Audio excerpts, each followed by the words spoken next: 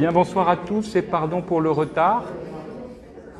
Vous aurez noté que j'étais à l'heure pour ce qui me concerne et que ce sont les organisateurs qui ne sont pas à l'heure, hein, mais pour une bonne cause, ils rentrent du Moulin d'Aragon et c'est très encombré. J'ai tenté de les joindre par téléphone, ils m'ont dit de faire sans eux, donc nous allons faire la première et dernière session autogérée. Et donc je me suis auto-désigné comme le grand organisateur de cette même session et nous allons pouvoir commencer. Je vous remercie tous d'être venus malgré bravant ainsi un juin un peu poignardé, comme aurait dit Aragon, pour une période de clôture, puisque c'est la dernière fois que nous nous voyons. Comme c'est la dernière fois, j'avais envie de faire quelque chose d'un peu récapitulatif. Tout d'abord pour prendre un engagement devant vous, vous remercier de votre participation, tirer profit, je crois, de tout ce que nous ont appris les différents conférenciers, si bien qu'il y aura un certain nombre de raccourcis, je vais m'autoriser. Et puis aussi pour vous dire combien je vais faire attention pour la prochaine session de l'Université populaire, parce qu'on vous appelle gentiment au téléphone, on vous dit « tu aurais un projet sur Aragon », vous donnez des entrées, puis après on vous dit « bon, alors tu les prends toutes ?» J'ai essayé de répondre non, j'en ai pris quand même beaucoup, au risque de la lassitude de ma part et surtout de l'auditoire. Pour l'an prochain, mais je laisserai Guillaume vous en parler, c'est un autre sujet qui sera abordé et j'essaierai de modérer considérablement l'exploitation de l'homme par l'homme que je subis devant vous. J'avais eu envie, de fait je ne vais pas plaindre, hein, ce titre de ce soir, Le dernier Aragon, un auteur pour le XXIe siècle, c'est le premier titre qui m'était venu. Et c'était le premier que je voulais voir en conclusion et que je voulais assurer. Donc je ne vais pas cette fois me dérober. Pourquoi y ai-je tenu? Parce que je crois il me semble qu'après avoir tant parlé d'Aragon et de son contexte et de son rapport à son temps et de ce temps qu'il emblématise au point qu'il est le poète du XXe siècle comme Hugo est le poète du XIXe siècle, c'est incontestable, il me semblait important de poser cette question de ce qu'il est pour nous, ce qu'il est pour notre actualité. Et par ailleurs, je crois que c'est une parole qui sera un peu différente des paroles précédentes, en ce que vous êtes largement connaisseurs d'Aragon, ceux qui ne l'étaient pas le sont devenus par les différentes sessions que nous avons eues. Et puis l'envie m'est venue, pour faire un final, de lui laisser au maximum la parole. Et donc j'essaierai de modérer mon propre bavardage et de lire beaucoup de textes. J'espère que ça ne vous dérangera pas, mais je crois qu'essayer d'entendre du Aragon, si je ne le desserre pas trop, est toujours préférable à entendre des glossateurs, aussi savants fussent-ils. Le dernier Aragon, un auteur pour le XXIe siècle, suppose cependant que je m'explique sur ce titre. Un auteur pour le XXIe siècle, de fait, tous les grands auteurs sont toujours pour notre actualité.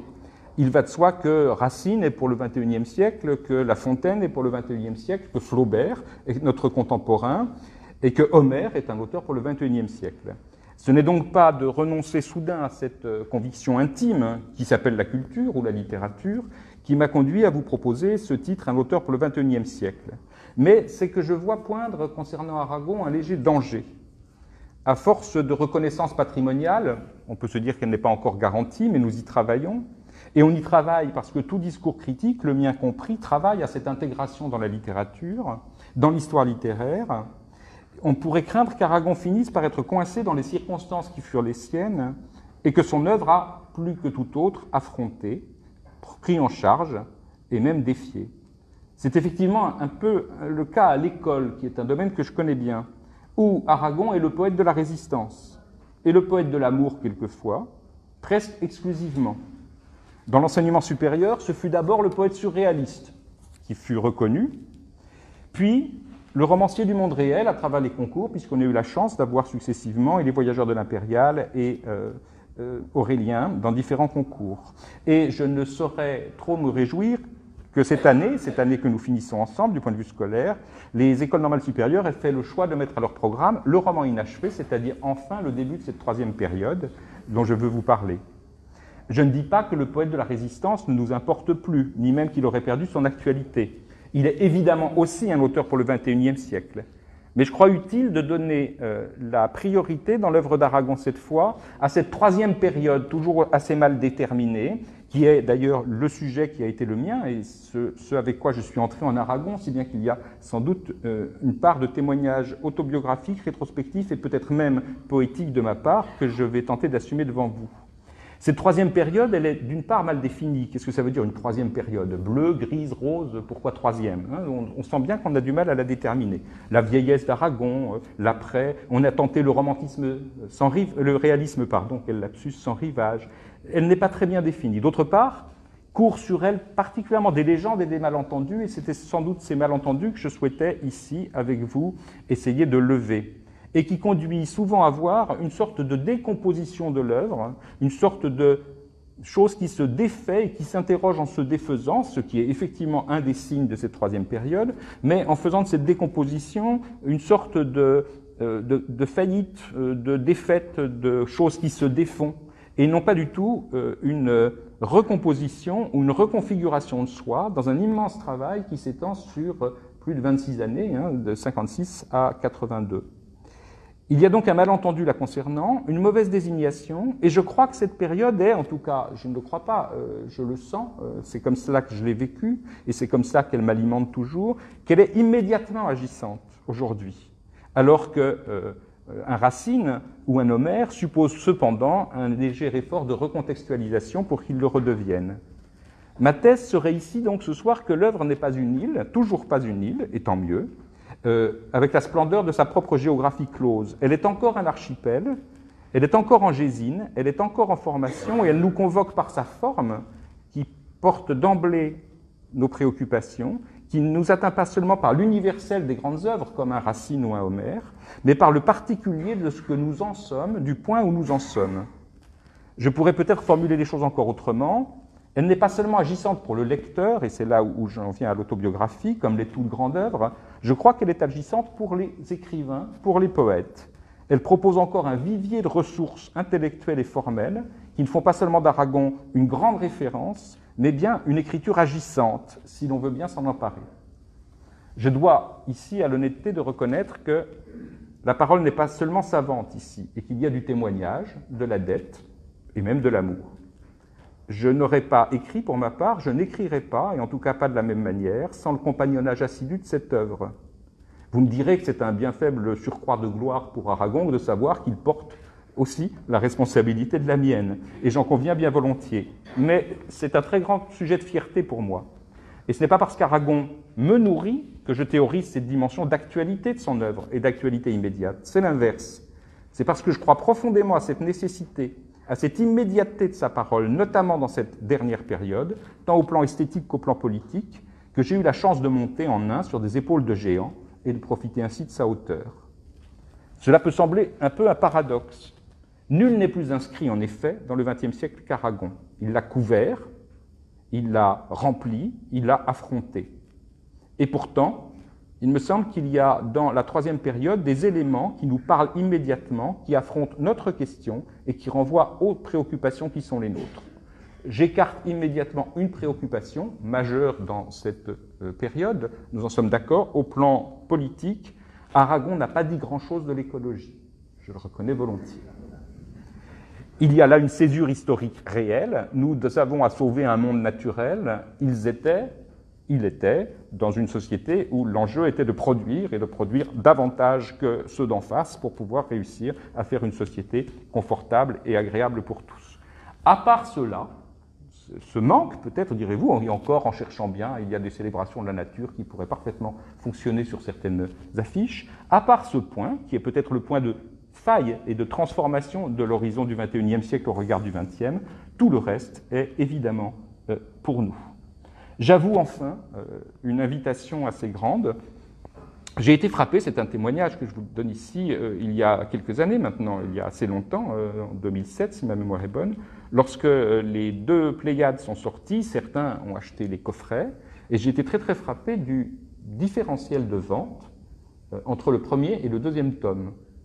Entre le premier tome qui partait et le deuxième, où il n'y a rien moins que Les yeux et la mémoire, le roman inachevé, Elsa, les poètes, le fou d'Elsa, il ne m'est paru que d'Elsa, les adieux, c'est-à-dire pour moi les plus grands chefs-d'œuvre poétiques d'Aragon avec ceux de la Résistance, étaient nettement moins vendus. Je vous invite donc ce soir, non pas à l'acheter, hein, je m'en fiche absolument et je pense que vous avez tous les deux coffrets, mais à faire en sorte qu'on ouvre enfin ce tome 2. J'ai l'impression qu'il n'est pas ouvert et j'ai même l'impression que certaines œuvres, je pense notamment au Fou d'Elsa, ne sont toujours pas vraiment lues, je veux dire lues par l'université, lues par un discours savant. Voilà quelles sont mes ambitions, elles sont un peu grandes et démesurées. Je vous l'ai dit, il y aura beaucoup de paroles à Aragon pour le donner à entendre. J'ai choisi enfin j'ai été fidèle à ce qu'on m'a appris. Il y aura donc un développement, rassurez-vous, en 3 points, tout va bien. Il y en a peut-être même 27 si on compte bien. Le premier point où je vais un peu parler, c'est y a-t-il un dernier Aragon? Où, quand commence-t-il? Pourquoi l'appeler ainsi et comment l'appeler? Et je voudrais ensuite voir d'une part ce que j'appellerais la conjonction des nuits, qui me semble être le signe même dans lequel s'inscrit cette dernière période, et j'en viendrai enfin à lever les malentendus sur cette conjonction des nuits, avec ce que j'appelle reconfigurer l'effondrement, qui me paraît un programme poétique, mais qui me paraîtrait peut-être aussi un programme politique. J'en viens à mon premier point, donc, un dernier Aragon. Est-ce que ça a un sens? La première chose, c'est que nous nous accordons tous, généralement, toute la critique et même l'édition scolaire, pour distinguer en gros les 3 périodes qu'on connaît tous et que je rappelle pour le principe, une ère surréaliste, généralement vue avec bienveillance, une ère réaliste sur laquelle déjà la critique s'était un petit peu plus écorchée avant qu'on ne réhabilite finalement ces romans d'Aragon, et une 3e ère, appelée parfois réalisme sans rivage. On pourrait s'amuser, évidemment, dans cette construction de la création, à distinguer les étapes de la biographie des étapes de la création. On pourrait même jouer, alors je me suis dit que comme c'était la dernière, on pouvait prendre le temps d'un peu de jeu, du point de vue biographique, à faire un Aragon par décennie, puisqu'on sait qu'il a passé sa vie à donner le spectacle de ses propres métamorphoses. On aurait ainsi le dandy des années 20, le militant des années 30, le résistant des années 40, le notable des années 50, le grand écrivain reconnu par tous des années 60 et le nouveau dandy, d'après Elsa, des années 70. Mais mon enjeu n'est pas ici biographique.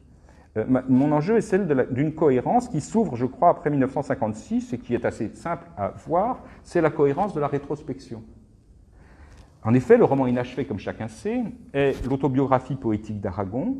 Elle met l'accent sur la reconfiguration de soi à travers un discours qui tente de totaliser les blessures et les complexités de la personne, les tragédies de l'histoire, le rôle qu'on y a joué, et d'essayer de faire œuvre en rebrassant toutes ces choses qui, à la fois, vont s'évanouissant avec l'âge et sont le lieu, évidemment, d'une défaite ou d'une désillusion ou d'un désenchantement.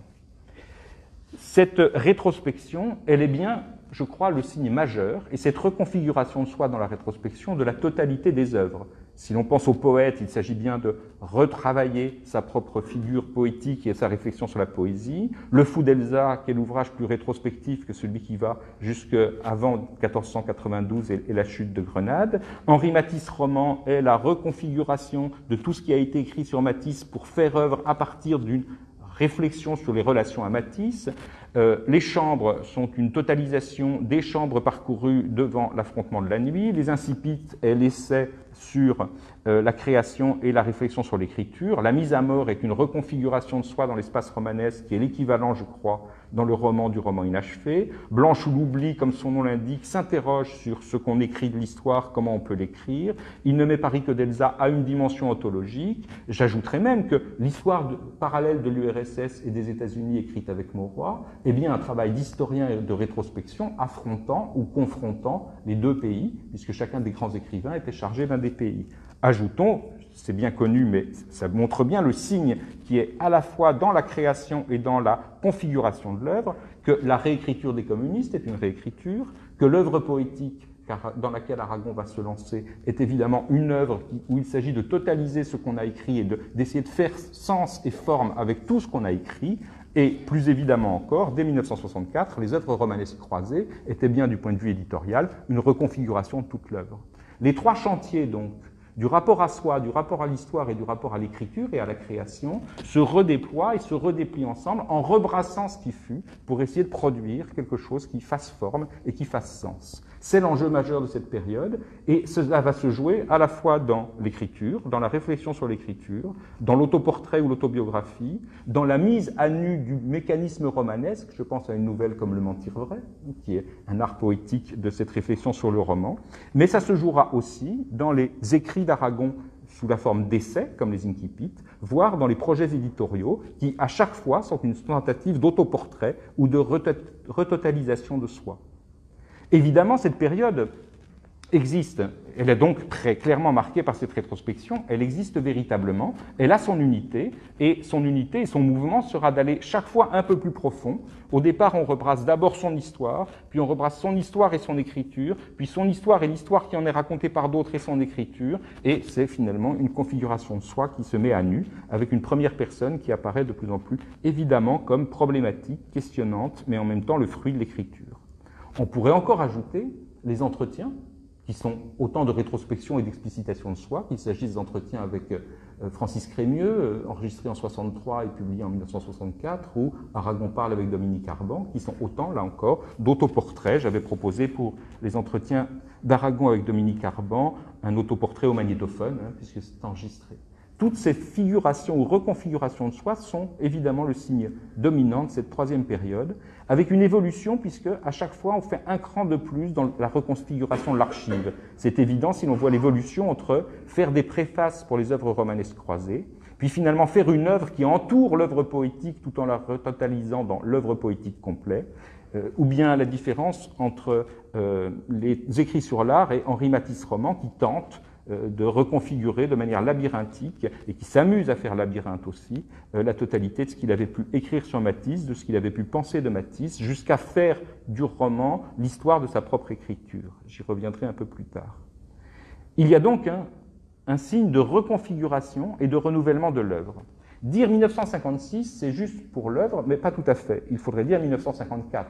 La première fois qu'apparaît le mot fondamental, les yeux et la mémoire. Le mot mémoire, c'est dans un recueil de 1954, et il y a une première tentative de reconfiguration. Et c'est donc depuis les yeux et la mémoire jusqu'aux adieux que l'on peut estimer qu'il y a, de 1954 à 1981, un pan entier de l'œuvre d'Aragon qui est sous ce signe dominant et qui a donné tant de chefs-d'œuvre, et qui pourtant est généralement moins arpenté, ou bien que l'exploration de l'imaginaire qui a été le signe du surréalisme, ou bien l'action politique directe qui a été le signe, évidemment, d'une période qui peut aller de Front Rouge jusqu'à la fin de la Résistance, avec évidemment des contextes différents. De ce point de vue, je crois que l'une des difficultés et l'un des malentendus tient au fait que, trop souvent, les manuels scolaires, par exemple, nous proposent une vision successive d'Aragon, quand il faut en avoir une vision simultanée, mais par enveloppements divers. Je tiens que les trois dimensions dont je viens de parler ont dominé des périodes. Il est très clair que l'imaginaire domine le jeune Aragon quand il écrit Une vague de rêve ou Le paysan de Paris.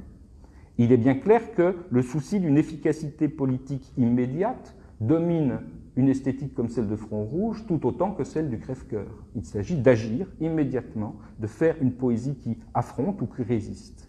Et il est certain que la rétrospection, je viens de le prouver, domine largement la dernière période. Mais du temps de l'action politique, il y avait encore l'imaginaire et déjà la rétrospection, le retour sur toute la poésie de la résistance. Et du temps de la rétrospection, il y a aussi l'action politique et il y a évidemment l'imaginaire. Aragon me donne l'impression, si vous voulez, de ces reliefs particuliers un peu trop fissurés où on voit les couches apparaître à différents endroits. Il y a donc trois couches, mais suivant l'endroit où on se situe dans son mouvement, c'est cette couche-ci, le calcaire de la rétrospection, par exemple, qui apparaît, alors qu'il était un peu plus souterrain dans la période précédente.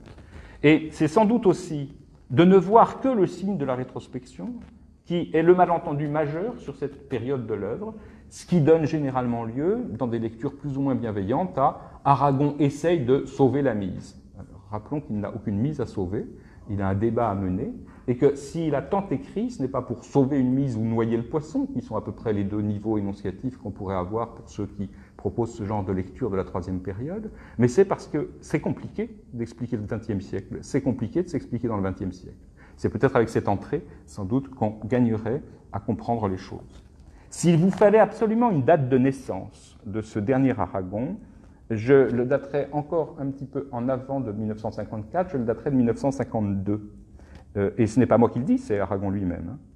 Je rappelle le contexte. En 1952, Aragon, du 12 au 19 décembre, est à Vienne, au Congrès des peuples pour la paix.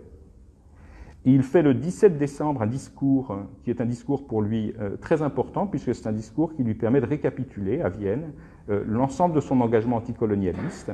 Et lorsqu'il descend de la tribune, Ça, c'est ce que raconte la légende. Dans le même temps, dirons-nous pour être plus prudent historiquement, il apprend les exécutions à Prague des brigadistes et résistants communistes qui ont été condamnés, et il sait qu'ils sont condamnés à mort. Ce télescopage entre une victoire sur le plan de son combat anticolonialiste depuis toujours et la tragédie qui continue de sévir en s'en prenant au meilleur des communistes révoltés, brigadistes, révolutionnaires au pouvoir, est si insoutenable qu'Aragon, lorsqu'il rejoint ensuite l'URSS à Moscou, s'évanouit, fait un malaise dont les relations médicales disent qu'il peut être cardiaque, mais dont les enjeux de surmoi sont assez évidents, comme si quelque chose avait explosé, implosé, et c'est en partie de cette implosion que, par exemple, un grand roman comme La mise à mort, qui ne cessera de parler de cela, se débat. Il raconte comment cet évanouissement dans la baignoire est lié directement à la difficulté à affronter, finalement, cette contradiction, cette tragédie plus considérable que jamais. Je le cite. Dans La mise à mort, en 1965, voyons, Vienne, c'est 1952, la fin décembre du 12 au 19, au Konzerthaus. Il y avait encore la guerre en Corée, il y avait la guerre en Indochine. Et l'ex-chancelier d'Allemagne, Joseph Wirth, dit que la joie est une étincelle divine, fille de l'Élysée. Mais non, ce n'est pas lui, c'est Friedrich Schiller. Les discours, ce n'est pas des discours que vient le son par quoi va se faire en moi la fêlure. Il m'en reste un défilé, silhouette d'orateur, et tout à coup les projecteurs. Je recompose les images, les mots, de proche en proche dans ma nuit. Il y a pourtant des vues qui ne donnent plus sur rien, des impasses du souvenir. Je reviens sur mes pas, je rencontre des personnages sortis de l'ombre. Je tente encore d'allier ces bribes de paysages. Je reconstitue un bras, un groupe, les coulisses du congrès. Patience, patience, il y a des bouts de couleurs qui ne se retrouvent nulle part, des découpes qui ne s'accordent point. Qu'est-ce que brutalement qui fait tomber les morceaux de puzzle? Décembre 1952, j'ai dû voir quelque part ailleurs, brutalement face à face, un monstre. C'est le monstre que j'ai voulu peut-être, et avec lui, tout ce qui l'entourait, ce qu'avait touché son ombre, la trace de son bras sur l'appui d'un fauteuil, le verre qu'il a renversé, le livre qu'il a jeté à terre, la fumée de sa pipe, ou son rire qui s'éteint. C'est le monstre que j'ai voulu oublier, fût-ce au prix de moi-même écarté, dissipé, oublié. Cet oubli, évidemment, c'est un oubli psychanalytique, mais le moins qu'on puisse dire est que l'écriture fait tout sauf l'oublier, il le reconfigure. Cette question de la santé d'Aragon et de sa fragilité fait de cette date de 1952 tout à la fois un choc psychique majeur lié à l'atrocité de l'histoire, au sentiment à la fois de la réussite sur un plan et de la défaite absolue de l'idéal de l'autre.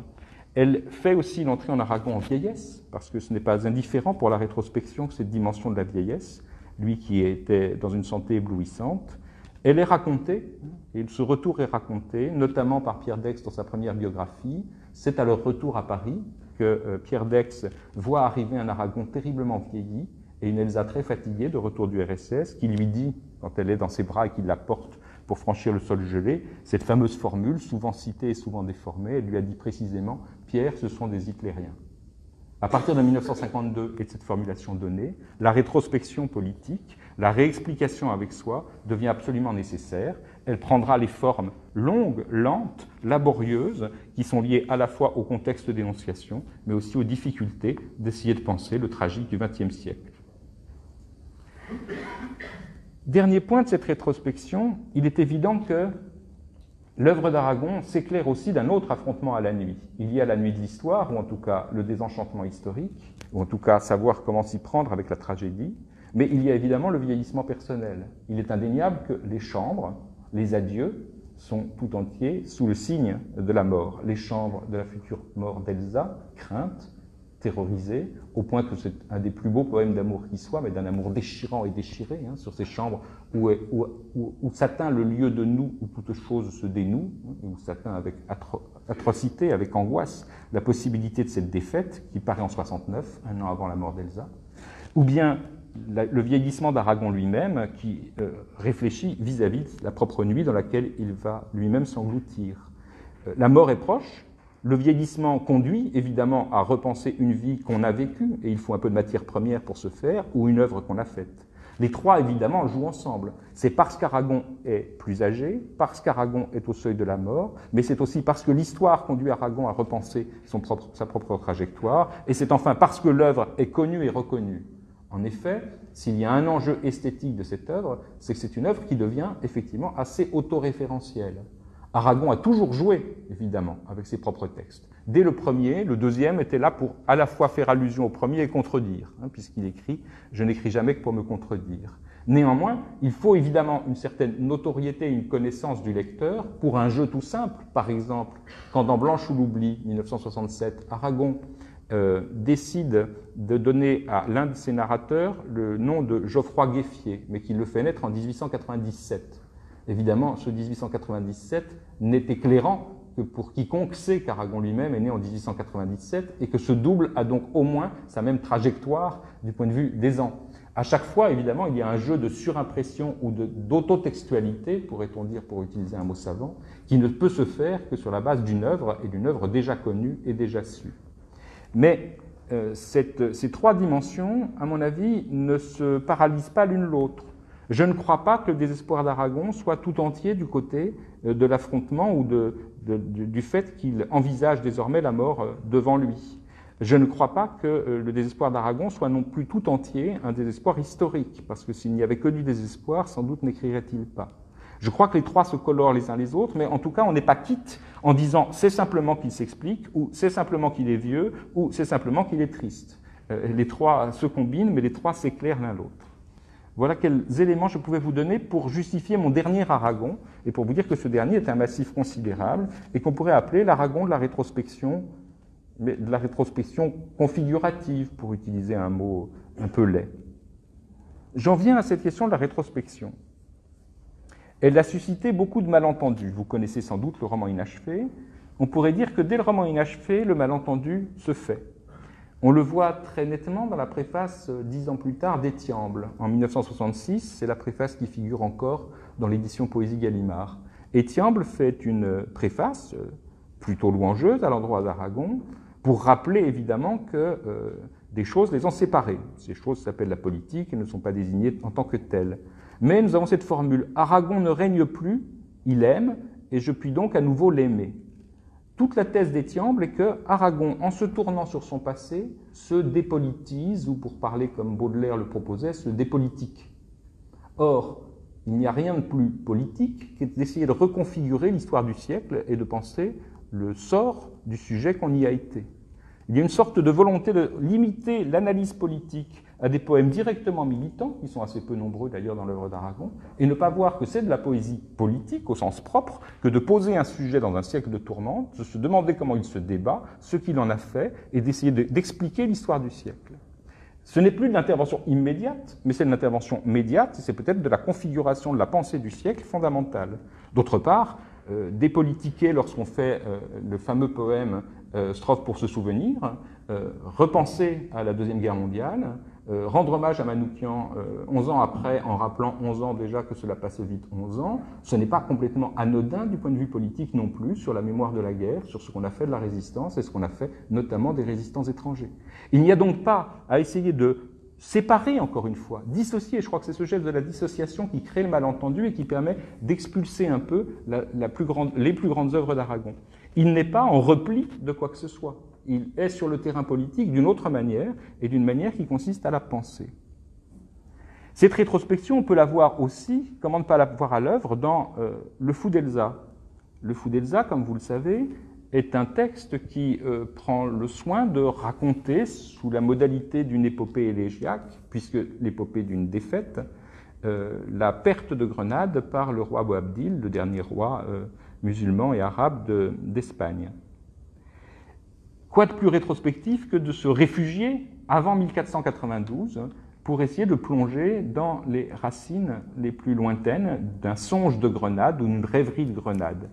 Il y a indéniablement, de la part d'Aragon, la volonté de construire une utopie, et cette utopie est si belle que je ne résiste pas au plaisir de vous la donner un peu à entendre, puisque les sources historiques, ce qui l'intéresse dans Grenade, c'est d'une part une faute de français, comme il le dit lui-même, c'est le mot même de Grenade qui l'a fait rêver, la terre espagnole, C'est toute la mythologie andalouse qu'il peut y avoir, portée notamment par Chateaubriand et par d'autres. C'est tout un romantisme de Grenade qui joue. Mais c'est aussi la ville mythique de la convivence, ce qu'on appelle la convivence dans l'histoire espagnole, c'est-à-dire ce moment d'équilibre où les trois religions ont pu vivre, en tout cas en paix, sous le mandat d'une Grenade et d'une Andalousie encore musulmanes, mais avec une liberté réelle de religion, alors même que le premier geste, après la Reconquista faite, après la reconquête par l'Espagne catholique de ce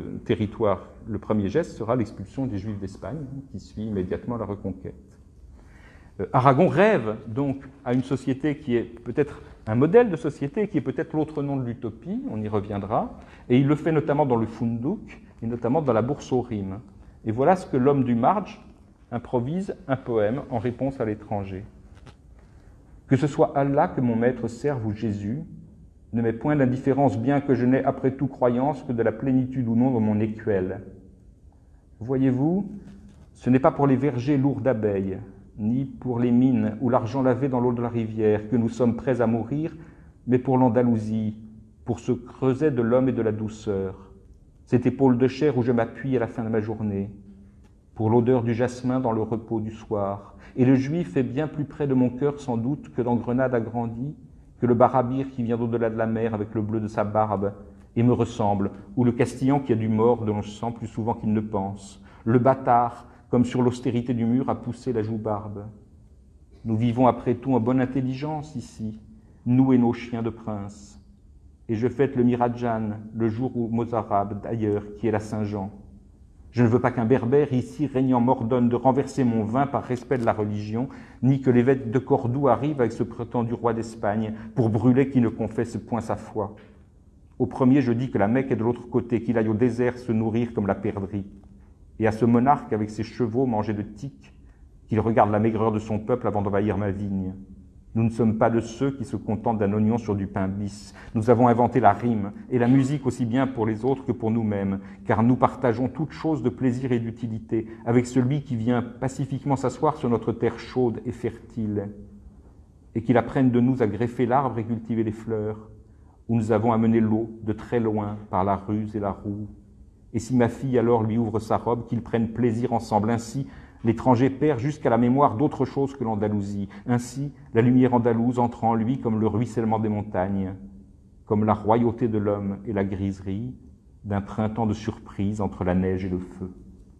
Alors cette vision de Grenade et de l'Andalousie est une vision à la fois portée judicieusement par l'histoire, par la convivence, mais évidemment une vision qui prend ici une dimension poétique et mythique considérable, et c'est bien à cela que Aragon va s'occuper dans les années 62-63, où il écrit à toute vitesse Le Fou d'Elsa, en construisant une culture arabe et une culture historique absolument considérable en très peu de temps. C'est un motif d'admiration et d'éblouissement pour moi à chaque fois, que la vitesse avec laquelle il construit une culture et il dévore des livres qui deviennent immédiatement un chef-d'œuvre sous sa plume. Il s'agit donc bien d'une utopie, mais dans cette utopie viennent se greffer bien d'autres utopies. Au moins deux, l'utopie d'un idéal qui serait plutôt prospectif que rétrospectif, c'est-à-dire l'utopie d'une société, comme vous le voyez, délivrée à la fois des princes, de la dimension des princes, des interdits religieux, et permettant aux races de vivre ensemble. Une sorte d'idéal profond et communiste, apparaît à travers cette figure de l'Andalousie. Il y a aussi, de la part d'Aragon, un jeu de miroir dont il parle lui-même dans le texte, qui fait de 1492 un miroir aussi de 1942, notamment lorsqu'il est question du traitement des Juifs. Néanmoins, cette grande embardée de l'imaginaire est directement politique. Politique pour une raison simple, c'est écrit pendant la guerre d'Algérie, et il va de soi que cette célébration de la culture arabe est la réponse d'Aragon à la guerre d'Algérie et au colonialisme. C'est une manière de montrer ce qu'est une société apaisée et ce que serait une société sans domination. Prendre le parti de Boabdil, comme le lui reproche Barès au début du livre quand il raconte un débat de jeunesse avec Maurice Barrès sur ce sujet. Vous seriez bien le premier à prendre la défense de Boabdil. C'est évidemment prendre la défense d'une autre culture, qu'il ne s'agit pas d'écraser ou de coloniser ou de proclamer française, mais de respecter dans sa dimension d'ouverture et dans le dialogue qui est possible avec elle. D'autre part, la réflexion est aussi une réflexion rétrospective sur la possibilité de chanter lorsque l'utopie disparaît. C'est clairement marqué par une intervention dans Le Fou d'Elsa, qui est une intervention assez discrète, mais qui ouvre évidemment une piste interprétative très très riche. Le fait qu'Aragon cite, vers le deuxième tiers du texte, la formule de la préface de Pierre Daix à Solzhenitsyn, préface qui vient directement du travail mené par Aragon et Elsa Triolet sur les premières révélations de Solzhenitsyn en France, où il est dit « L'enfer d'Ivan Denisovitch, c'est que l'avenir n'existe pas ». Et donc la réflexion sur cet avenir tronqué d'une société qui sait que son avenir est tronqué est renvoyée ici directement à la question des camps soviétiques et renvoyée donc à la question de l'effondrement de l'idéal. Grenades effondrées, ce sont toutes les grenades effondrées. C'est à la fois un règlement du texte ou un traitement poétique de la question de la guerre d'Algérie, c'est une entrée en résistance poétique en célébrant la culture arabe, mais c'est aussi, évidemment, une méditation sur ce que c'est qu'un chanteur, le Mejnoun, le fou, lorsqu'il doit chanter devant une société qui s'effondre ou devant un rêve qui se brise. Et c'est bien cette question du rêve brisé qui oriente ou qui préoccupe Aragon pendant toute cette période de rétrospection. De ce point de vue, c'est un grand débat qui se livre dans Le Fou d'Elsa avec la figure du poète-prophète, Aragon travaillant à montrer combien cette figure est une figure finalement à la fois fausse et qu'il faut être capable de dépasser. Une scène m'a toujours bouleversé dans Le Fou d'Elsa, c'est lorsque, à la veille où Grenade fut prise, pour parler la langue qu'utilise Le Fou d'Elsa, avec cette faute de français qu'il ravit, les gens se tournent vers le Mejnoun en lui reprochant de ne pas chanter et en lui disant qu'on voulait voir l'avenir dans sa bouche. Et il y a cette revendication, cet ordre donné, poète, donne-nous l'avenir dans ta bouche. Et le poète se tait, parce que devant l'étendue de la catastrophe, il ne peut pas donner l'avenir dans sa bouche. Donc il ne peut pas ici se faire, d'une certaine façon, un porte-voix d'illusion ou d'espérance fausse. C'est un moment symbolique très très fort, je crois, qui montre combien Aragon a dû se débattre ici avec la question de la figure du poète-prophète et essayer de nous dissuader de cette sorte de convocation qu'on donne fréquemment au poète, surtout quand il est politiquement bien marqué, d'être celui qui doit configurer les hymnes pour qu'on puisse avoir un peu de cœur à l'ouvrage pour les batailles. Ce rôle-là est un rôle que Aragon ne veut pas endosser, n'a que rarement voulu endosser, en tout cas il ne veut plus du tout endosser, mais il se pose la question de savoir comment chanter devant les grenades effondrées. Je pense que cette question, comment chanter devant les grenades effondrées, est sans doute une question qui peut nous préoccuper directement, immédiatement, considérablement même. Reconfigurer, ce n'est donc jamais seulement reprendre appui sur le passé pour essayer de lui faire rendre gorge. C'est nécessairement, par la rétrospection, réinventer quelque chose d'un ordre possible, d'un sens possible s'il existe, mais d'un sens dont, c'est la marque sans doute de cette troisième période, Aragon a saisi plus que nul autre la précarité, l'incertitude, l'incertain. De ce point de vue, s'il y a un signe de cette troisième période, et c'est pourquoi elle s'ouvre finalement en 56 du point de vue de la création, c'est qu'Aragon ne cesse pas d'être lyrique, mais il a inventé un lyrisme erratique après un lyrisme qui a pu se faire davantage conquérant.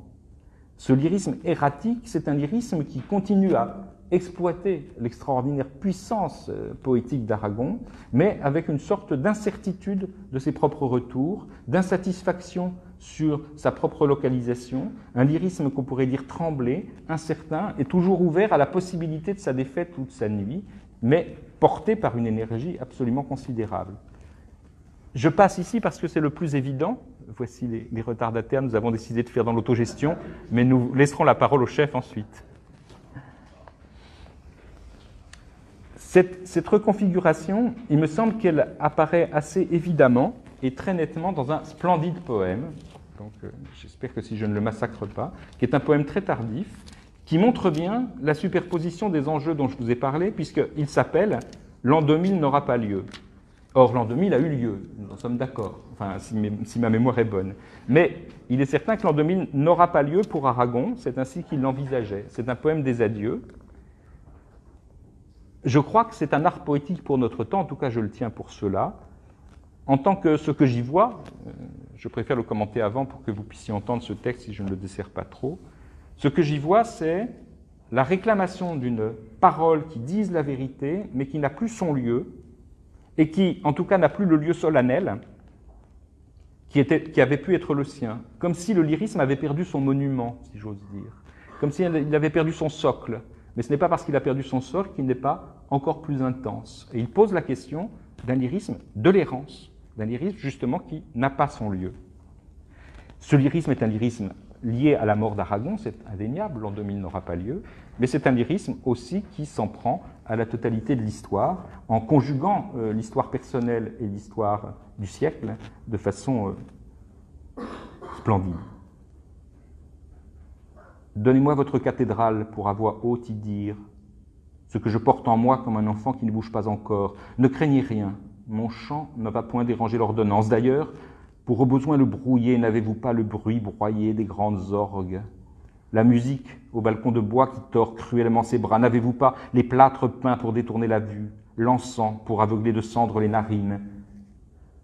Donnez-moi votre cathédrale où d'anciens échos sommeillent à l'écart, que j'y ramène l'insomnie et je délie à l'ombre langue. Et soit le murmure des péchés récents un cheval soudain qu'on désangle, et pleure la pierre à son gré contre le sanglot de sa gangue. Ah, donnez-moi votre cathédrale par la main comme une fiancée. Que j'y peigne le malheur sur la paille des chaises, la distraction des tout-petits dans la blondeur pâle des travées, la mémoire égrenant son chapelet de buis bleu, le balbutiement des litanies, de pilier en pilier avec une lenteur d'horloge, la clarté peu à peu qui change, j'entends tout bas la faute du temps passé dans les genoux des anges. Au-dessus de la chair, où si belles semblaient les manches des mots, j'entends gémir au cœur de son mouchoir la veuve noire assise aux pieds éclatants des promesses. J'entends Orphée, orphelin aux confins de l'enfer qui ne peut se satisfaire d'une mort par vie et me parvient, par le porche parfois, le rire insultant du crime arpentant le parvis. Si vous me donnez l'ogive et l'architrave, j'y draperai les haillons de l'âme avec art et que le regard en l'air s'égare. Si vous me donnez pour l'autel les vases d'or et le linge fin des analogies, mieux que de vos lits muets, je les ornerai de longs cris souples et déchirants, saignant encore d'un sang d'homme, épais à peine à la poitrine qui s'arrache, et le vin n'est plus simulacre au prêtre épouvanté. Si vous me donnez la dalle et le sépulcre, si vous me donnez l'étole et la chasuble, si vous me donnez le baptistère et les statues et les prières abandonnées au bas du banc d'œuvre, si vous me donnez la clé de voûte et la cloche qui ne bat plus jamais l'incendie, à moi qui sais autrement ce qu'est un martyrologe que par la lèvre et le calendrier, je vous en promets usage de tempête à briser l'être, à chasser le sommeil aujourd'hui des survivants, à faner dans leurs doigts l'œillet double de l'oubli. Doux, comme il fera doux demeurer dans les chapelles sculptées, où j'aurai mis partout le meurtre aux 1000 morts, toute chair charpie et toute âme amputée, la femme jetée au loup, le guerrier surpris dans son armure, qu'il pleuve ou vente, c'est toujours la saison des tortures, les bras splendides du bourreau, les pointes du couteau fouillant la nuit vivante, qu'il pleuve ou vente au ventre ouvert du cheval ou du taureau, qu'il pleuve ou vente en seule preuve au carrefour l'homme toujours qu'on atteste pour tout acte, l'homme piétiné, rompu, disloqué dans son âge ou la perte à peine de son jour, l'homme holocauste sur la terre ou le pavé, et nul gémissement qui ne soit violence faite à l'être, nulle parole qui ne soit une victime achevée. Quel beau temps sous les feuilles de la souffrance. Donnez-moi votre cathédrale où tout sera si ressemblant à la rue, au vivre ordinaire, sous le soleil morcelé des vitraux, la roue atroce des vitraux, et la lumière et l'écorché dont l'épingle tire les nerfs, si ressemblante, la douleur d'alors à la douleur moderne. Le fin, la mépris, le mentir, si ressemblant qu'à la sortie, il faudra se frotter les yeux devant un petit bal ou des amoureux sur un banc, une plage avec des sommeils qui se dorent et les oiseaux au-dessus de ce charnier, insouciants, qui tournent pour ne pas trop trembler devant les bouches du métro, l'œil rouge, arrêtant le trafic ou l'étalage habituel des boucheries. Donnez-moi votre cathédrale où vous parlez si bien qu'on pourrait croire en Dieu dans le parfum des phrases, et quand l'orateur est un autre à peine s'il y paraît au costume, au vocabulaire, à l'emphase, à la nuance, à la rime des drapeaux, fermez la porte, il vient de là je ne sais quel courant d'air, quelle plainte d'eau brisée, ou peut-être n'est-ce qu'un grondement de gond? De quoi trembles-tu, 20e siècle, à cette heure des prodiges? Fermez la porte, vous dis-je. Une cathédrale, un théâtre, appelez cela du nom qu'il vous plaît, mais qu'on me donne un refuge, une gare, un abri contre cette louve en moi. Donnez-moi n'importe quel hangar, quel garage, quelle grange où ranger le blé blême de la peur avant la grêle. Une cathédrale par pitié de ceux qui demandent à naître. Une cathédrale pour mon royaume, pour ce royaume de misère en moi que je porte, ce royaume de splendeur en moi que je porte, comme un enfant, craintivement, qui commence à bouger. C'est un texte sublime, enfin, je le trouve absolument sublime, un texte qui peut-être retient aussi par une des dimensions qui est sans doute une des colorations majeures de cette dernière période d'Aragon et qui ira croissant avec l'âge et avec le pressentiment de la mort ou l'affrontement à la mort, c'est-à-dire une sorte de surpuissance du désespoir, très théâtralisé ici, volontairement théâtralisé, qui va jusqu'au martyrologe, le mot est dans le texte, et qui sans doute a pu retenir ou a pu étonner de la part de lecteurs qui penseraient difficilement à cette exploitation très très puissante de la figure du martyr chez Aragon et d'un imaginaire catholique dont il s'approprie la puissance théâtrale pour mieux configurer ce qu'il nous dit configurer, c'est-à-dire certainement pas une cathédrale, mais bien le portrait du siècle, hein, où viennent les eaux brisées. Et à ceux qui, parfois, me répliquent que c'est mon propre dolorisme, mon côté espagnol douloureux, qui prend un plaisir malsain à ce type de texte, je me dis qu'on est toujours en deçà de la tragédie, même Aragon. Je pense qu'il faut au moins ça pour dire l'Holocauste de ce siècle, au moins. Et donc, à mon avis, prétendre qu'il y ait un goût pour le noir ou un goût dramatisé pour la déchirure me paraît un peu dérisoire au regard de la violence de ce qu'il y a à dire de l'histoire. Et je crois que c'est une voix qui est, comme jamais, à hauteur d'histoire dans sa configuration ici. Mais ce qui me frappe, c'est que ce travail de configuration qui débat avec la mort, c'est certain, et avec la sienne propre, mais qui débat avec les morts du siècle, et qui demande « de quoi trembles-tu, 20e siècle ?», est aussi une réflexion sur la possibilité de construire un lyrisme. Je vous rappelle les derniers vers, ce royaume de misère en moi que je porte, ce royaume de splendeur en moi que je porte, comme un enfant craintivement qui commence à bouger. Le poème se fait d'une certaine façon l'écho de cette supplique d'un poème qui doit se réaliser et vient évidemment très subtilement boucler le texte sur sa propre réalisation. Est sortie une puissance lyrique incomparable d'un aveu d'incertitude et d'un débat avec l'incertitude. Pour prendre d'autres exemples et sortir de cette coloration tragique, terriblement tragique mais splendide, je voudrais prendre un autre sujet de préoccupation, peut-être apparemment plus léger alors qu'il ne l'est pas. Un autre malentendu concerne le roman extraordinaire qui s'appelle Blanche ou l'oubli. Blanche ou l'oubli s'inscrit après La mise à mort, deux grands romans de cette période, 3 avec théâtre-roman, mais je ne pouvais pas parler de tout, s'inscrit dans une volonté délibérée de renouvellement de sa propre écriture de la part d'Aragon. Il y a en effet plusieurs narrateurs, et on peut se demander qui raconte l'histoire de qui. Il est beaucoup question de linguistique. Il y a d'ailleurs 2 citations de linguistes qui ouvrent Blanche ou l'oubli. Aragon joue avec le fait que Geoffroy Gueffier, l'un des narrateurs, est linguiste pour réfléchir à la dimension de la structure de la langue.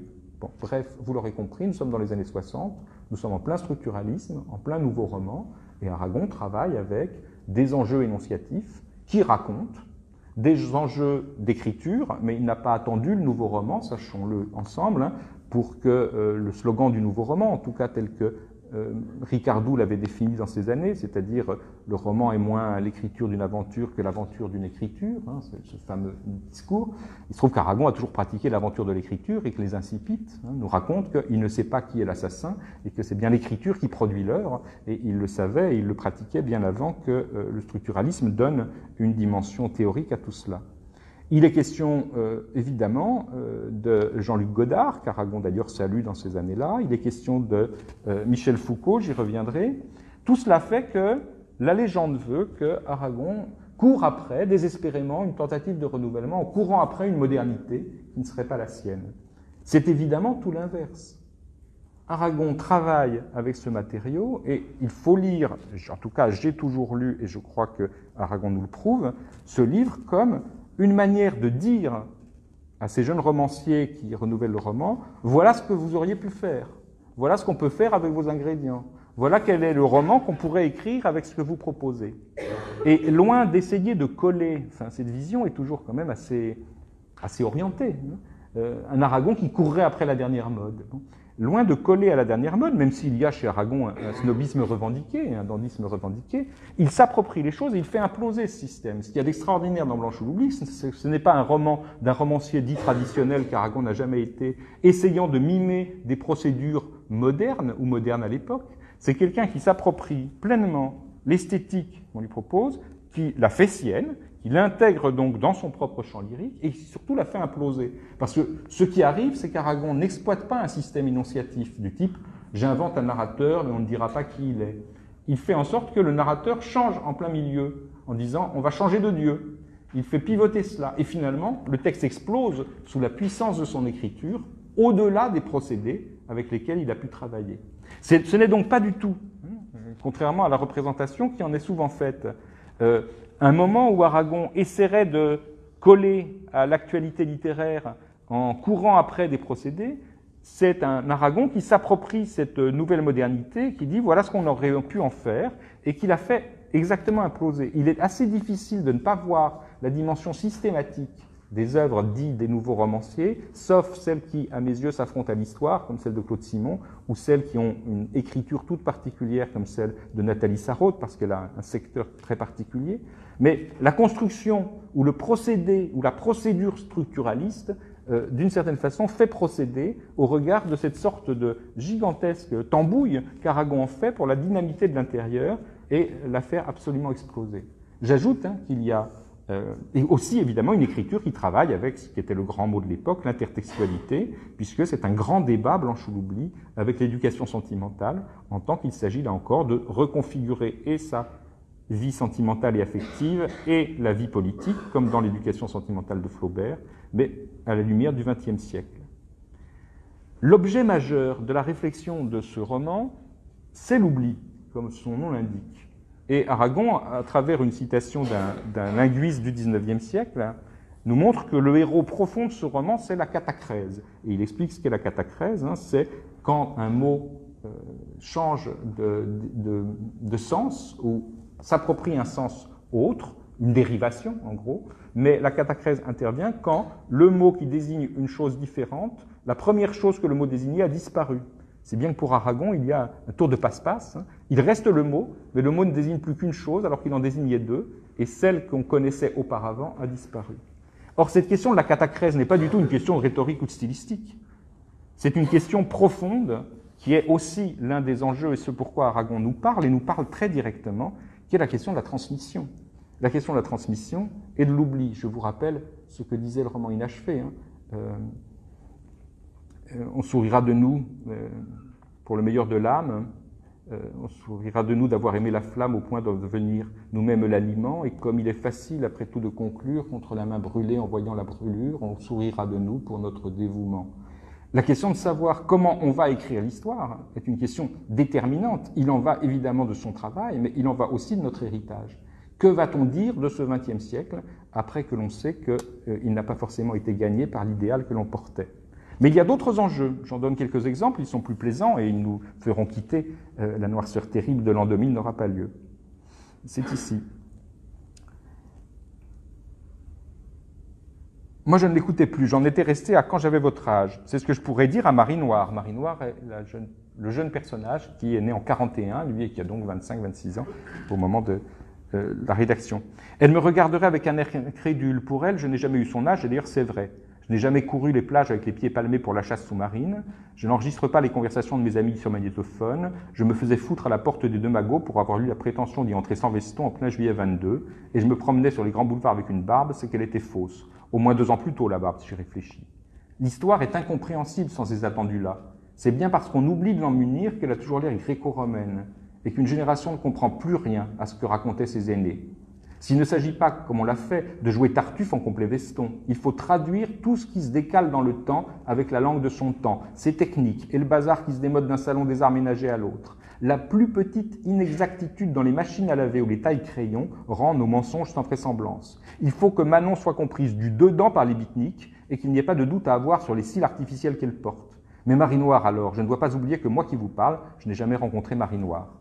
Cette question, traitée ici sur un mode un peu léger, est une question déterminante qui hante le roman et qui, d'une certaine façon, hante Aragon pendant toute cette période.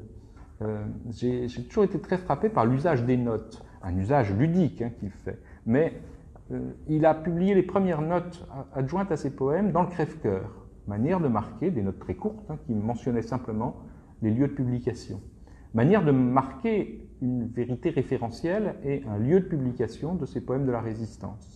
Mais les notes vont prendre des proportions considérables dans Les yeux et la mémoire, dans le roman inachevé, et la note va devenir maintenant un outil de l'écriture d'Aragon pour jouer des références, lorsque, par exemple, il met dans Henri Matisse roman une note explicative, puis une note à la note explicative, bref, en construisant un labyrinthe. Mais cette obsession de la note a sa dimension ludique, elle a aussi sa dimension explicative. Que reste-t-il et comment écrire l'histoire si l'on n'était pas dans la vraie chair de l'histoire, si l'on n'en a que les figurations intellectuelles et techniques? Autre exemple déchirant et finalement, que je crois assez révélateur de notre temps, ce petit passage. Marie Noire va chez un garçon qui s'appelle Philippe et avec lequel il a une histoire d'amour. Et lorsqu'elle arrive, elle essaie de lui dire « Tu sais pourquoi ça s'appelle Guernica ?» Et il passe absolument à autre chose. C'est traité sur un mode léger, mais c'est assez tragique. C'est l'oubli ici de la réalité de ce qu'était Guernica, devenu l'objet décoratif. Un autre exemple de cet oubli et de cette question de l'oubli se trouve jusque dans une réflexion sur le trop d'archives. Dans Blanche ou l'oubli, Aragon, dans les années 60, s'interroge sur un passage qui me paraît vraiment absolument contemporain de nous. Il ne s'agit pas de la réflexion assez traditionnelle et portée à l'époque par ce qu'on appelait les romans d'anticipation sur la société de la surveillance et ses dangers, ce qui est un peu un lieu commun.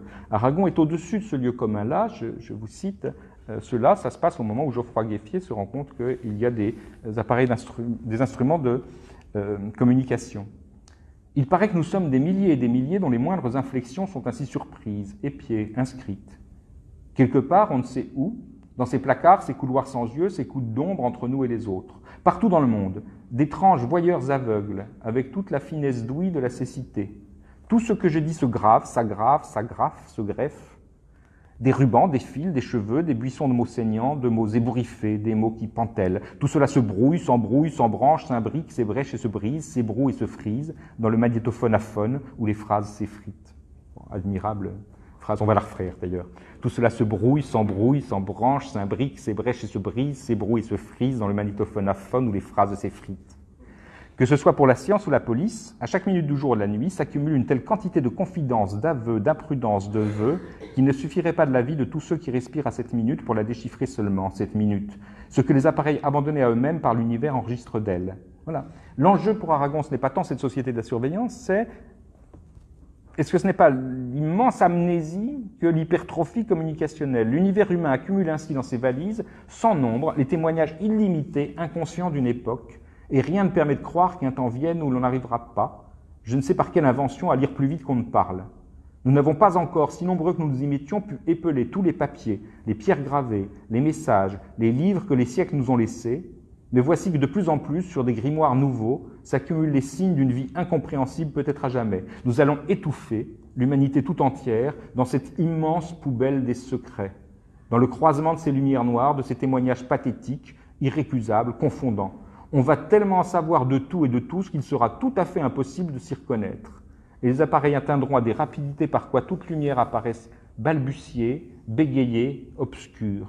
La science va s'emparer de ce qui n'a jamais été jusqu'ici sa matière, et l'impensable mettra son pied dominateur sur la pensée. Je suis toujours épaté de penser que ça a été écrit dans les années 60, quand cette formulation de l'humanité étouffant dans cette immense poubelle des secrets a été créée avant Facebook. Et pourtant, c'est exactement cela. Et quand il dit un peu plus loin, la science va s'emparer de ce qui n'a jamais été justice sa matière, et l'impensable mettra son pied dominateur sur la pensée. Il me semble qu'il y a là un péril très très bien vu, hein, bien au-delà de ce qui était le lieu commun de l'époque, encore une fois, qui était l'angoisse de la surveillance. Ici, c'est l'angoisse de l'hypertrophie communicationnelle comme capacité à construire une gigantesque amnésie, un gigantesque oubli, une impossibilité finalement de pouvoir à la fois communiquer, mais simplement voir le monde en tant que le discours sur le monde est tellement pléthorique que de toute façon il devient indéchiffrable. Il y a donc, dans Blanche ou l'oubli, cette question traitée de la transmission comme jamais. Mais cette question traitée de la transmission se fait à travers une sauvegarde à cela, qui est sans doute celle de l'écriture, et celle de l'écriture romanesque, c'est-à-dire celle de l'imaginaire, pour contrer contre la rétrospection considérable qui est aussi la reconfiguration de son écriture, de sa propre vie, et notamment de sa vie amoureuse, sous le voile du romanesque. À cette occasion, d'ailleurs, se voit la preuve, là encore, d'un débat fondamental, qui est un débat que Aragon a porté dans les années 60, et il a fallu l'extrême fin du siècle, quand il n'était plus là, pour que, d'une certaine façon, l'évolution de la réflexion théorique lui donne raison. En effet, comme je vous l'ai dit, le système implose, le système structuralisto-nouveau roman implose, explose sous le fouet du lyrisme d'Aragon et sous la génialité de sa mise en forme. Pour s'en assurer pleinement, il faut se souvenir que Aragon cite un livre avec beaucoup d'admiration. Parmi les livres qui me sautent aux yeux sur les rayons de la bibliothèque, il y a bien entendu le bouquin de Michel Foucault, Les mots et les choses, sorti pendant que j'étais malade. Il paraît qu'on s'est jeté dessus, ce succès m'avait semblé fort étrange. En tout cas, le trouver chez des gens comme Paul et Perdita, c'est drôle. Je l'ai pris parce qu'à Paris, je n'avais pas eu le temps de le lire. Quel talent, nom d'un chien. Bon, un salut à ce deuxième travail de Michel Foucault. Mais il cite évidemment le débat, et le débat, je la vois bien tout de suite, la paille. Pas dans le discours, mais dans la lecture. Je veux dire, pas pour l'auteur, le locuteur, le jeu de ce grand langage, mais dans le jeu passif. Celui à qui ce langage est imposé, le lecteur, comme une fille violée. Car on le mène où lui ne veut pas. Je veux parier que l'horizon de cette archéologie des sciences humaines, comme Foucault veut que cela en soit une, va être dénié en même temps par Dieu et par le diable. L'homme va-t-il vraiment disparaître? Et il débat ici, pendant 20 pages, avec une citation un peu nietzschéenne de Foucault sur le rire de l'homme qui va s'ouvrir et viendra l'ère du masque. Aragon désigne assez précisément ce qui lui paraît l'excès nietzschéen ou l'excès lyrique de la part de Foucault, ou le moment où le structuralisme oublie tout simplement le contexte. Un homme masqué n'est pas autre chose qu'un homme, et il n'y a qu'apparemment progrès si, au lieu que ce soit lui qui dit, c'est une manière de généralisation de la troisième personne, de la personne des choses, non plus il, mais on. Le tour de passe-passe qui transfère le roman, aveu ou mensonge, de l'homme défini, du monde des personnes, à celui de l'indéfini, au monde de l'on-dit, n'est qu'une précaution oratoire toute passagère, un masque prêt à tomber quand quelque chose va toucher profondément la chair, va toucher la chair dans ce que vous appelez aussi l'âme. On voudrait, comme on voudrait être à l'abri du regard, à l'abri du ricanement, du doigt des autres, on a inventé le roman pour ça, puis voilà que le mur se fait transparent, la libye tombe, c'est toi le meurtrier. Non, il ne suffit pas de dire notre héros, il ne suffit pas de crier qu'on ment non plus, même les contes de fées, celui qui écrit est nu. On lui voit ses plaies, ses cicatrices, sa force et sa faiblesse, son sexe et son âme. Je ne crois pas à l'homme abstrait, parce que c'est bien de cela qu'il s'agit. Il faudrait que la chose écrite sorte d'un homme abstrait, plus qu'impartial, incolore, un homme absent, long, parfait, qui a capacité de tenir une plume ou de frapper les touches d'une machine à écrire, rien de plus. Il ne s'agit pas seulement de lui interdire de juger, de dire et de déjuger à la fois, cela c'est si simple, cela va de soi, mais d'être lui. L'homme abstrait, par exemple, si vous pouvez l'identifier dans son langage, s'il a un style, une prose, par quoi il se fait prendre, ignorant lui-même qu'à ce tic ou ce chant, ce charme, on le reconnaît, il est perdu comme l'assassin qui n'a pas cru laisser les empreintes de ses doigts dans la chambre du meurtre. Et il inventait sans fin les écrans entre lui et ceux qui vont lui demander compte de ses actes. Il passait d'un sosie à l'autre, il se faisait simple jongleur ou donnait la parole à n'importe qui comme s'il arrachait la langue, pas seulement comme ce gros homme de Flaubert à Madame Bovary. Le jeu va se compliquant, se pervertissant, de faux aveux en faux aveux, mais jamais, jamais je n'atteindrai l'homme abstrait. J'ai beau me dire, j'ai beau vouloir, j'ai beau me tromper moi-même, j'ai beau tenter d'écrire mes histoires comme des contes de cuisine ou le code civil, l'homme abstrait ni Vatel ni Napoléon, l'homme abstrait parle un langage qui n'a point de part à ce qu'il dit, il fait les comptes de quelqu'un d'autre sans se préoccuper de savoir si celui-ci peut ou non payer, il y a entre lui et l'homme tout court la distance du cri au bilan. Cette distance du cri au bilan, c'est le rappel donc que le jeu des structures ou le jeu du langage ne suffit pas sans la question de l'énonciation. C'est évidemment ce que finiront par reconnaître en passant d'une linguistique structurale, fermée sur le système de la langue, à une linguistique énonciative, les linguistes et d'une certaine façon tous les écrivains à l'issue d'années très théoriques qui ont essayé de faire fonctionner la machine littérature. Ce refus de la machine littérature, cette volonté de rappeler que l'on abstrait n'existe pas et qu'il y a nécessairement une source énonciative, c'est un rappel au contexte, c'est un rappel à la matérialité toute charnelle de l'écriture qu'Aragon fait ici et qu'il a fait en 1960, alors même qu'il a fallu presque 30 ans pour se libérer de cela.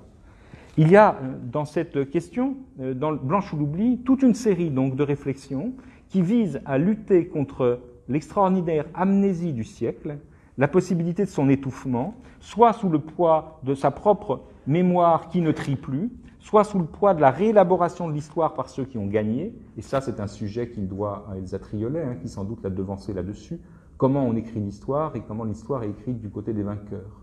Et c'est cette question de comment faire en sorte que l'histoire ne soit pas écrite seulement du côté des vainqueurs et des vainqueurs de la guerre froide, qui alimente complètement l'œuvre de la troisième période et qui lui donne toute sa puissance politique et pas seulement poétique ou lyrique.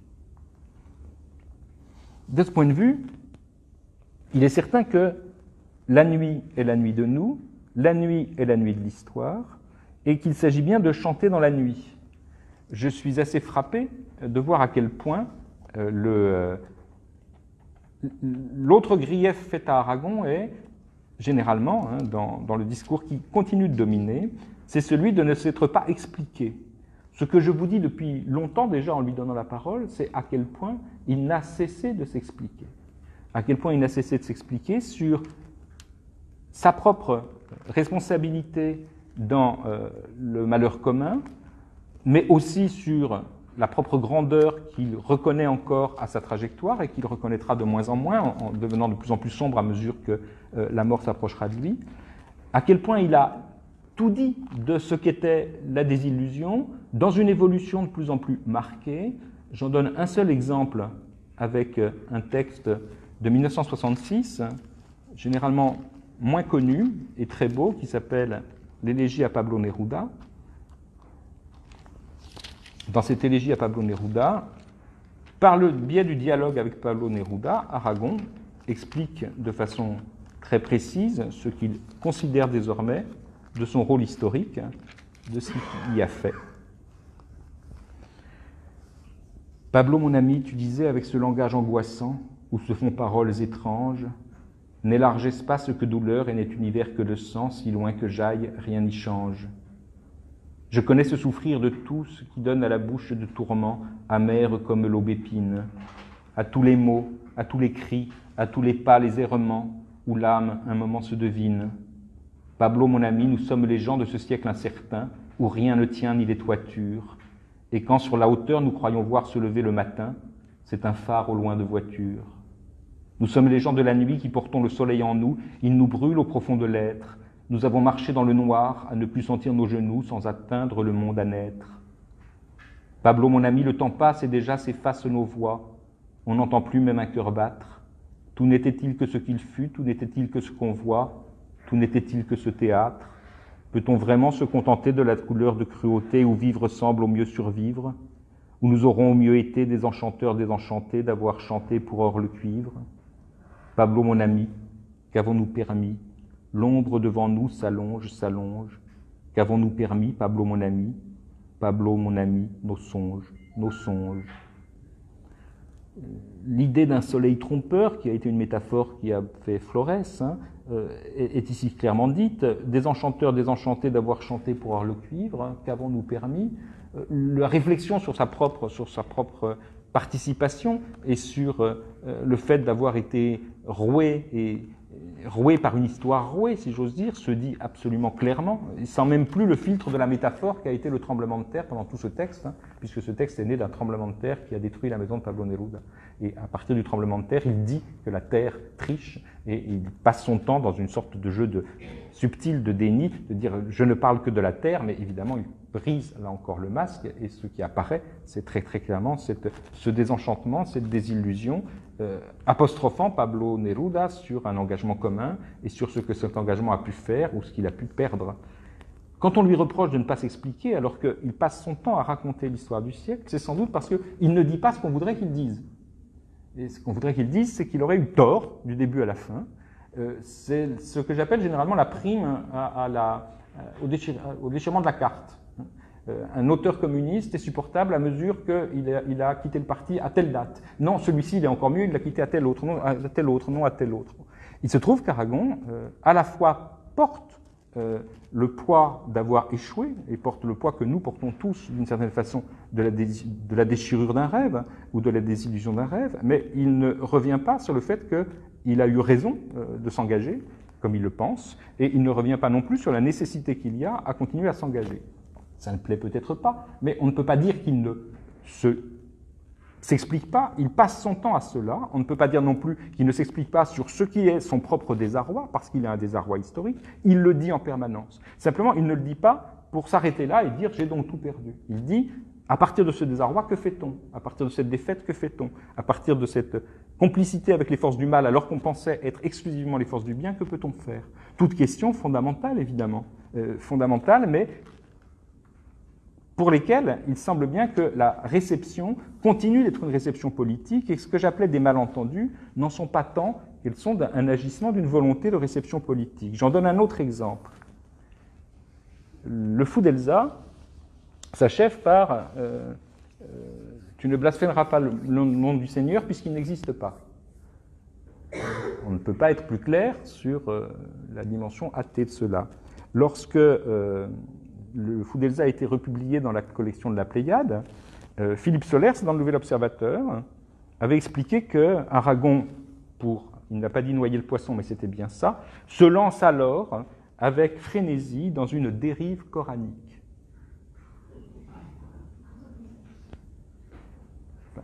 Je trouve l'irresponsabilité, enfin, la mauvaise foi est avérée, mais l'irresponsabilité d'oser parler de dérive coranique pour un texte qui fait l'éloge d'un athéisme ouvert, mais qui s'approprie en effet le lyrisme religieux et qui va travailler avec ce lyrisme religieux, me paraît considérablement cruel.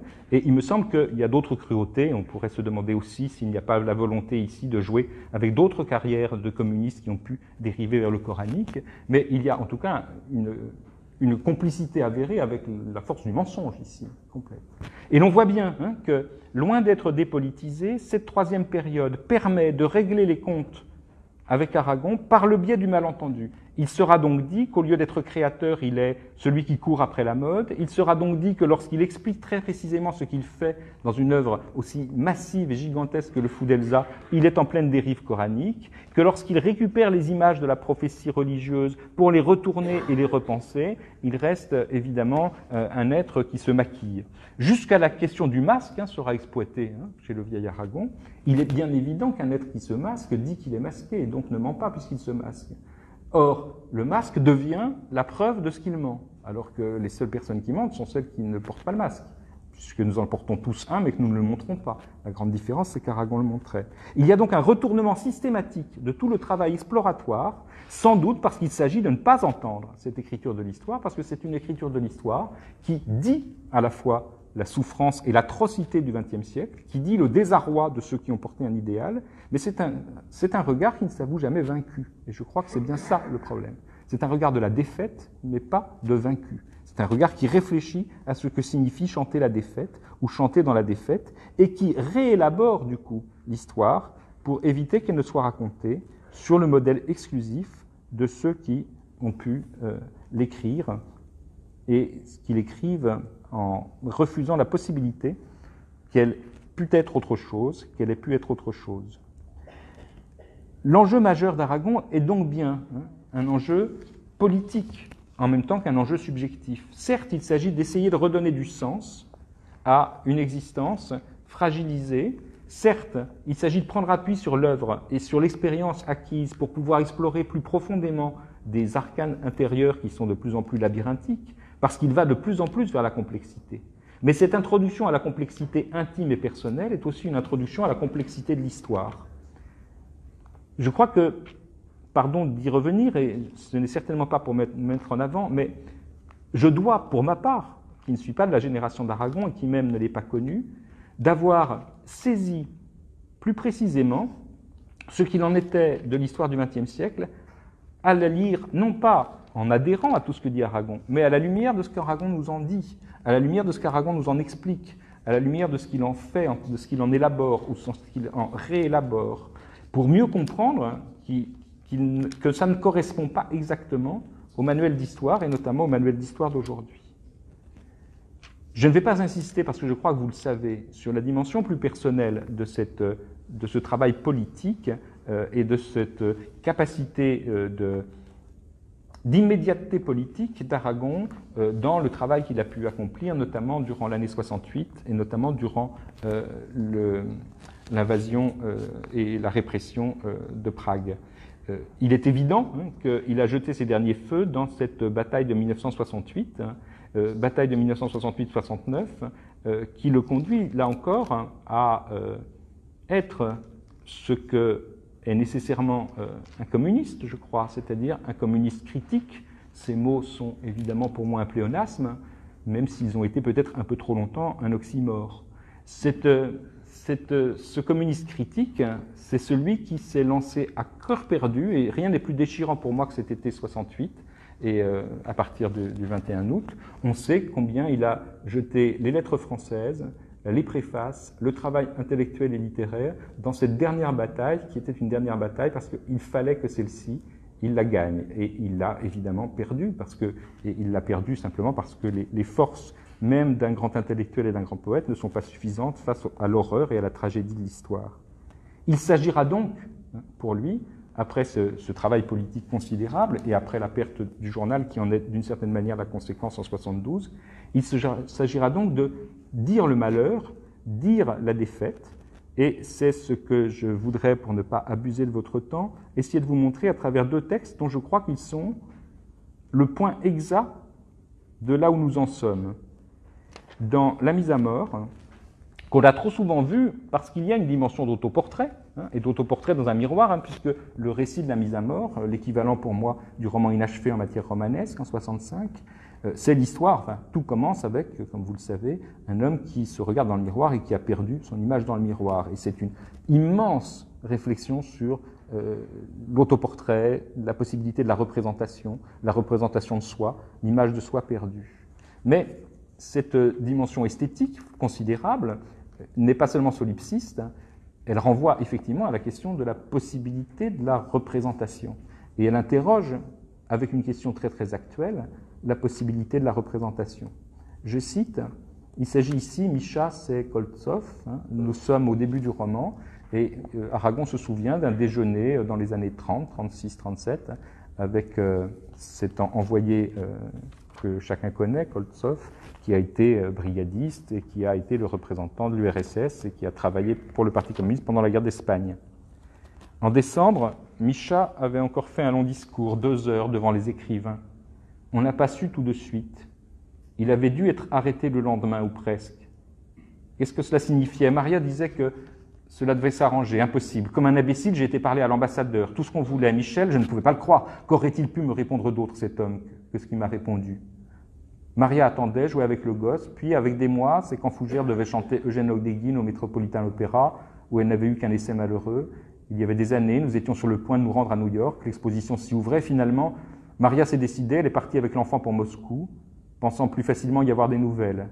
Nous avons su seulement que jusqu'à la guerre, je veux dire la guerre là-bas, c'est-à-dire jusqu'en juin 41, elle habitait aux métropoles. Comment tout cela s'est-il passé? Avec la guerre, on a arrêté les Allemands, les antifascistes comme les autres.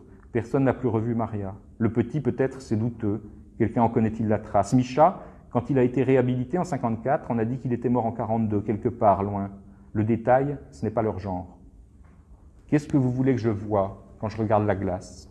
Ce monde vide, comme une chambre à la hâte abandonnée, le livre par terre, déchiré, déchiré. Qu'est-il advenu de cet univers de la bibliothèque rose où l'on comptait avec des sous et passait les frontières sans y prêter attention? Nous avions beau voir arriver les nuages sur l'horizon, beau prophétiser la tragédie, qui pouvait imaginer dans sa propre demeure les portes enfoncées, la patience dispersée, les propres choses qu'on croyait acquises. Et nous étions là, dans la terreur ou la révolte, nous raccrochant à ce qui semblait au-dessus du doute, trouvant encore la force de survivre dans la confiance ancienne. 40 en juin, qui m'avait dit, je le revois encore, un grand garçon épouvanté, très brun, un gémeur des Landes, tout bête d'être sans échasse. Tout de même, la France n'est pas l'Espagne. Comme moi, parlant à Micha tout à l'heure, il y aurait de quoi rire. Avoir été élevé dans l'idée d'une géographie immuable, les frontières, les départements, les sous-préfectures, et puis maintenant, regarde-toi dans ton atlas, tu ne t'y retrouveras pas. Tu ne t'y verras plus, c'est pique les miroirs. Où est-elle notre image scolaire, la peau de chagrin? La France, bientôt, ce n'est plus la France. Fougère disait qu'il aurait fallu aller chanter dans les cours pour reconnaître les siens, comme Blondel de prison en prison, cherchant Richard Cœur de Lion. Chanter dans les cours, mais quoi? N'importe, toute chanson française maintenant, c'est comme tricher. Tu te rappelles, à Nice, Michel Aymer, oui, le répertoire de Piaf, comme on entendait ça, la fille de joie est triste. Et tous ceux ici qu'ils ont tués, inconnus, amis de toujours ou d'un jour, ceux qui sont morts avec leurs croyances à la bouche. Tu te souviens des cris à Lyon qui sortaient de la cave de l'hôtel Terminus, et les cadavres, place Bellecour, un jour devant ce bar où ils les avaient amenés, les tyrans de la prison. Celui qui croyait au ciel avait dans la poche un bouquin rouge. On m'a dit plus tard, sa fiancée a... C'est prendre l'affaire par un côté bien personnel, mais si j'avais su par avance. D'autres, devant les fusils, quand ils avaient si peu de temps, si peu de mots à leur dernière bouche, juste la place d'un cri, leur pays, trouvèrent encore à jeter au bourreau ce seul défi, Staline. Comme tout est amer, amer. Je pense à toi, Michel, à ce qu'aurait été l'avenir avec ceux qui rêvaient vivre selon la justice, du ciel comme des hommes. Quel désordre, mon Dieu, quel désordre! Il n'y a pas que moi qui ai perdu mon image. Tout un siècle ne peut plus comparer son âme à ce qu'il voit, et nous nous comptons par millions, qui sommes les enfants égarés de l'immense divorce. Aragon le dit splendidement dans ce tohu-bohu des différentes tragédies, mais qui partent évidemment de la tragédie de Koltzoff et de son arrestation, puis de sa réhabilitation, mais qui fait un tour ensuite à travers toutes les tragédies du siècle à partir de 1930, et notamment de la Résistance. Il n'y a pas que moi qui ai perdu mon image.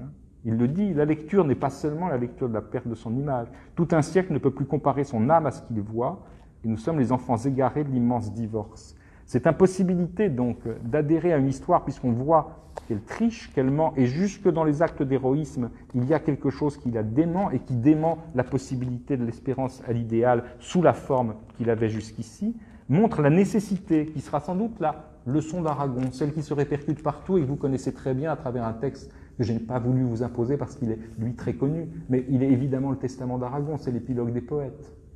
La lumière noire dont il se plaint, ou dont il nous parle, est la lumière noire qu'il veut nous offrir. Il y a une volonté de déchanter ou de travailler le désenchantement qui est fondamentale dans le dernier Aragon, mais pour pouvoir affronter le désordre du monde, et lorsqu'il le dit, ce désordre du monde, nous sommes à la page 67. L'enjeu de la mise à mort, c'est de trouver une forme qui permette de donner forme à ce désordre sans tricher avec ce désordre, sans tricher avec ce désarroi. Et il me semble que quand il est au plus près de lui-même, Aragon renoue d'ailleurs par-delà les périodes avec ce qui est le geste fondamental, sans doute, qui est le sien, et qui correspond aussi à une subjectivité de créateur. L'un des plus beaux poèmes de résistance, donc d'une actualité immédiate, c'est Richard de Quarante. Or, que dit-il? Je crois qu'il nous dit dans Richard de Quarante et dans le refrain qu'il emprunte alors pour construire son texte, il nous dit très précisément, dans la défaite, ma patrie est comme une barque qu'abandonnèrent ses haleurs, et je ressemble à ce monarque plus malheureux que le malheur. Et le refrain, c'est « Je reste roi de mes douleurs ». Rester roi de ses douleurs, ce n'est pas rien, ce n'est pas simplement un aveu de faiblesse, c'est dire qu'on demeure dans le règne et qu'on demeure régnant dans la douleur qui est la sienne, et que s'il y a une possibilité de pouvoir, elle est dans la reconnaissance de cette douleur, elle est dans l'acceptation de cette douleur. C'est sans doute le legs profond d'Aragon, qui était un utopiste, c'est indéniable, mais d'apprendre à déchanter, d'apprendre le désenchantement, d'expliquer qu'il faut donner à son chant cette coloration noire, à la fois sous le sceau et sous le fouet du temps, mais sous le fouet de l'histoire, parce que c'est à partir seulement de cette acceptation du noir qu'il sera peut-être permis de reconstruire quelque chose. C'est sans doute, à mon avis, le sens profond de presque tout ce qu'il écrit, notamment poétiquement, dans les poètes, dans le Fou d'Elsa et dans les adieux. Il y a visiblement cette volonté d'essayer de trouver ce qui chante en déchantant, et ce qui, en déchantant, permet le chant, c'est-à-dire de rouvrir un espace possible. Je crois que pour conclure, et pour éviter de conclure sur un texte comme l'épilogue des poètes, que je vous laisserai relire par vous-même, il m'a semblé qu'un texte était absolument éclairant de ce point de vue, puisque je crois que c'est d'une certaine façon l'emblème, au moins par son titre, de ce que j'ai tenté de vous dire. Dans le Fou d'Elsa, un poème s'appelle « Le malheur dit ». Le malheur dit, c'est peut-être le programme fondamental de la troisième période d'Aragon, et tout particulièrement dans le Fou d'Elsa. Dire la défaite, dire le malheur, mais dire le malheur, ce n'est pas simplement émettre un cri ou se plaindre, c'est configurer au malheur un espace symbolique qui lui permet d'être une force agissante. Il faut pourtant que cela chante, je ne puis pas n'être qu'un cri. Cette chose en moi violente y cherche une faille, une fente où passe la mutinerie. Cela me mord à même l'âme et me terrasse le sanglot, cela me brûle sans la flamme, cela me faux à chaque pâme, ce mal ne trouve pas de mots. À peine si le cœur fait plainte, si le sang se permet le bruit, comme un étranglement de crainte, comme une cendre mal éteinte, un bois qui travaille la nuit. Comment voulez-vous que je vive par les vents en vain traversés? Les ruisseaux parlent à leurs rives, il eût permis que les captives pleurent du moins le ciel passé. Je sens monter à mon visage une pourpre de l'incendie, je suis assiégé d'images qui quêtent musique et langage et la splendeur du malheur dit. Donnez-moi la brouche des branches, le sexe sombre des roseaux, et la narcisse et la pervenche, le tonnerre de l'avalanche et la gorge d'ombre des eaux. Donnez-moi le chant des fontaines, Murcie, où sont les soirs si doux, Majorque et les îles lointaines avec leurs barques incertaines, les barrages de vers Cordoue, le pré d'argent près de Séville, l'armoise autour d'Almeria, et les monts comme un jeu de quilles sur les collines de Jonquille où Grenade s'agenouilla. Ce pays de mille couronnes où le marbre est peint du Coran, la terre à l'homme s'abandonne et fait lever des anémones sur les pas bleus des conquérants. Un monde à mourir se décide, les pans dans la cour au lion, courent criant comme au suicide la fin du royaume nasride et leur fausse rébellion. J'entends pleurer au fond des salles, quelque part une bête rue, sur une dalle, une sandale, dans les montagnes les cigales et le silence dans la rue. Quel sens précis cela a-t-il? Pourquoi suis-je dans ce palais, ouvert au vent froid de l'exil à l'heure où le roi Boabdil demande un cheval au valet? Ainsi les rois prennent la mer, Étienne qui veut leur Paris, drapeau nouveau, neuve chimère, il n'est plus spectacle plus amer que de voir mourir sa patrie. L'histoire ici que je raconte est la mienne, mais autrement. Et cependant, au bout du compte, c'est même amour et même honte que le secret de ce roman. Je suis toujours cette morsure, le décor ou même a changé. Rien sinon sa douleur n'est sûr. Si vous répugne ma blessure, c'est cette blessure que j'ai. Je parle écho comme un miroir, et mes paroles déguisées, celui soudain qui croit s'y voir, se perd au fond d'un jardin noir où ne sont que tombes brisées. Il n'y a pourtant de romance qui ne soit à midi-minuit, et ce qui paraît la démence, Palmyre, Grenade ou Numance, a sa raison qui me conduit. Écoutez pleurer en vous-même les histoires du temps passé, le grain terrible qu'elles sèment, mûri de poème en poème, les révoltes recommencées. Je vous remercie.